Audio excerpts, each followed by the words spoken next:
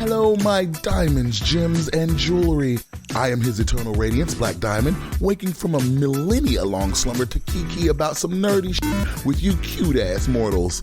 So remember to comment, like, share, and subscribe for more lore. Today we're talking about Lovecraft Country.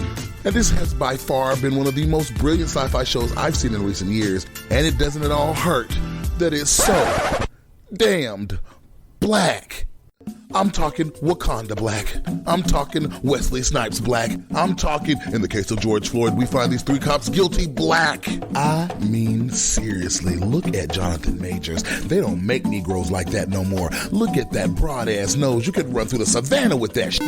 If you haven't seen Lovecraft Country, you need to run to HBO Max. Don't put on your shoes or nothing, Jesus. Just watch the series in its entirety because it's available there. Because moving forward, we're going into spoiler territory, and ain't nobody got time for that.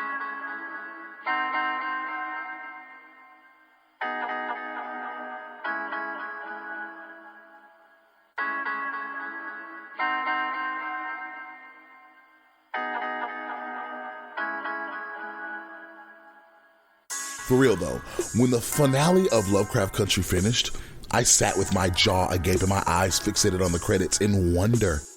The closing visual of that massive black Shoggoth shrieking at the moon as the newly robotically enhanced Diana coldly wipes Christina's fresh blood from her new appendage filled me with inspiration. So many questions left unanswered and so many paths to take. This masterful depiction of the African diaspora claiming not only magic, but the genre of horror and science fiction as its own needs to be continued. I've been a part of the discussion with tens of thousands of people and groups dedicated to this show, and we are ready to see ourselves like this. We are ready to pioneer into frontiers and realms that we have been imagined out of by the likes of H.P. Lovecraft. I could go on and on about the show and its themes, but today I wanted to talk about an aspect of the magic system that was briefly explored in the show. That's the Haitian protection spell.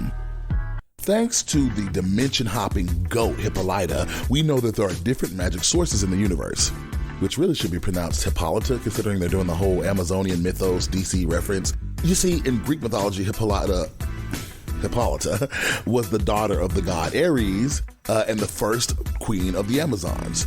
So Hippolyta ruled as the baddest bitch of the Amazons, and in the DC Comics universe, she gave birth to a new bad bitch named Diana, which we all know as Wonder Woman. See what they did there? Anyway, Diana gets caught up in some bull with these racist-ass bootleg wizard cops. Seriously, these Sheriff Andy and Barney Fife-looking motherfuckers aren't even official members of the Order of the Ancient Dawn. These blanket-wrapped pigs are literally casting spells off napkin scraps that they took from the Book of Names they stole.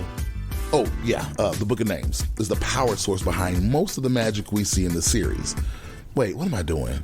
I'm not going into the Book of Names today. I'm talking about the protection spell. See? There's so much going on in this show. It's fucking awesome. Back to the topic at hand, though. In episode 3, Holy Ghost, Letty's ass accepts a bunch of money from her mother who passed, even though she knew her mama didn't have no damn money. Letty, you knew. You knew. But she didn't see the writing on the wall. Hell, a ghost had to raise from the ground and holler, "Bitch, you got played," before her simple ass made any sort of positive movement with her dumb ass. I'm sorry, Letitia Lewis got on my last nerves in this show for various reasons. Still love her though, I just have notes. So after Letty got some sense scared into her ass, she reaches out and calls for help and gets connected to a spiritual worker she found through her mother. You see, Letty's mom was a hustler who faked communing with the dead for money, and apparently she did her research thoroughly. The woman performed a ritual on the outside of the house where she sacrificed a goat and places small X's on the door frames with the blood. This is all giving very much Sylvia Brown, John Edwards fakeness until episode 4, History of Violence. Christina rolling down the street in her 6'4", and they blasting Rihanna, giving glaring indications as to where the fuck the money came from that Letty did not fucking question. She busts up and boldly proclaims that she arranged for Letty to get the money and for her to end up in that house.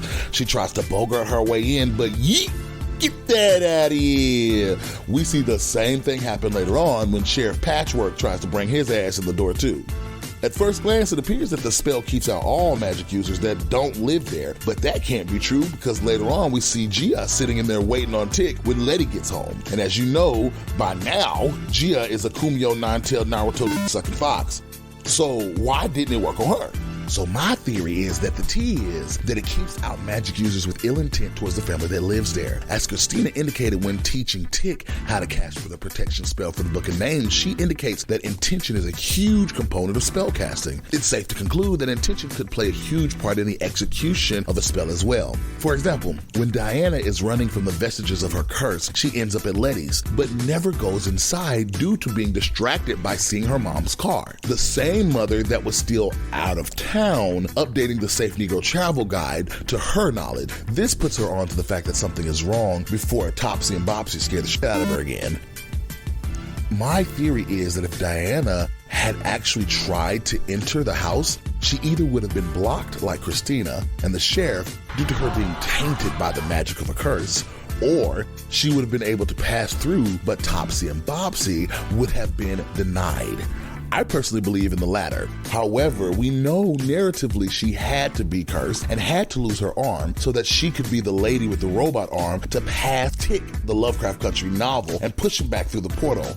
But, plot necessity aside, what do you all think? Do you all think Diana could have been saved by the protection spell on Letty's boarding house? Would she have been denied entry herself? Or would Topsy and Bopsy have been unfazed by the magic? Let me know in the comments below. And remember to like, share, and subscribe. Until next time, keep shining, mortals.